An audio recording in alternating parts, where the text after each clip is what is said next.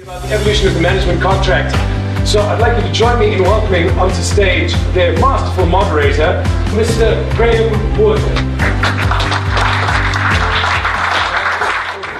And it's been said that management agreements have, when they started, were largely in the operator's favour, and they've evolved over time to be a more balanced perspective of a relationship between an owner and an operator.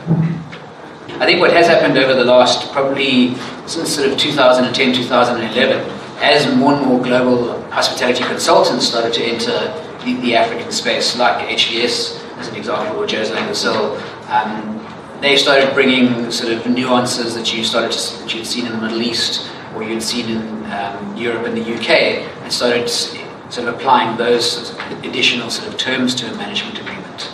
With competition coming into the market, more and more competition, what we've seen as legal advisors is that not just simply a document becoming shorter, but as Andrew says, the language is becoming simpler.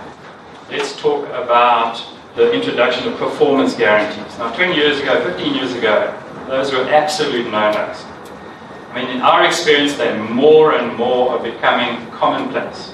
So that's a perfectly valid discussion to have performance guarantee owner priority, so long as now you're just moving the risk, now you've got to share more of the reward. So I never shirk from a discussion around any of this, but it's a simple two-way street. You want to move some of the risk over here? Let's talk about where does the reward lie. I think ultimately when you think about the operator's business model, it drives the policy from headquarters and that filters down. But I think the control bit is where we've seen the biggest swing in sub-Saharan Africa.